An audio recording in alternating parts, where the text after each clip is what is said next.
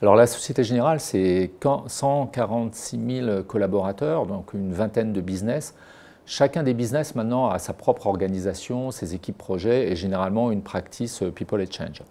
En plus, en transversal, on a une équipe d'experts que j'ai la chance d'animer qui va aider ces spécialistes de la conduite du changement dans chacun des business à monter en compétences, à utiliser une méthodologie, un socle commun que l'on a créé d'ailleurs avec l'ESSEC qui s'appelle Covali et que l'on met à jour régulièrement grâce aux travaux de la chaire ESSEC.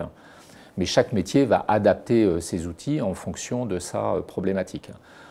L'équipe d'experts en centrale, qui a la direction des ressources de la transformation, elle va prendre en charge non seulement la formation, le partage d'expériences entre les business, mais elle va prendre en charge aussi en mode conseil certains projets ou certains streams de quelques programmes plus tricky, plus compliqués et que les experts vont savoir mener.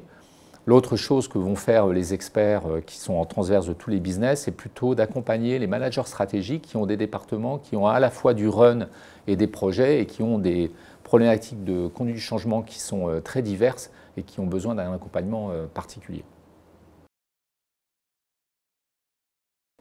Alors la spécificité de la Société Générale en matière de gestion du changement est à mon avis cette practice d'experts transverse qui aident des business très différents, la banque de détail, la banque d'investissement, les filiales spécialisées en crédit ou en location de véhicules.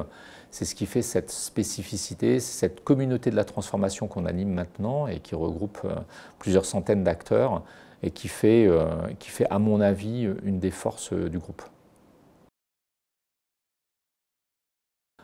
Ce que la Société Générale et d'ailleurs les grandes organisations, les grandes entreprises devraient faire pour progresser sont à mon avis de rapprocher les CEO et les DRH pour avoir des démarches communes pour aider les managers stratégiques à conduire le changement. Ça, je pense que c'est un point important de rapprocher la direction des opérations ou des grands programmes et la direction des ressources humaines dans une démarche commune. La deuxième chose, c'est vraiment de doper au change les managers stratégiques et les managers de managers, y compris sur les aspects académiques. Alors les apports de la chaire ESSEC du changement ont été très importants. Elles ont permis de nous structurer en termes de méthodologie, en termes de formation. La chaire ESSEC aussi nous apporte la possibilité de mettre à jour régulièrement les techniques de conduite du changement, depuis le changement instrumenté jusqu'au changement agile. Et ça, c'est très important qu'il n'y ait pas de filtre entre l'académique et le professionnel et qu'il y ait cet échange, cette conversation, ce débat constructif entre à la fois l'académique et le professionnel.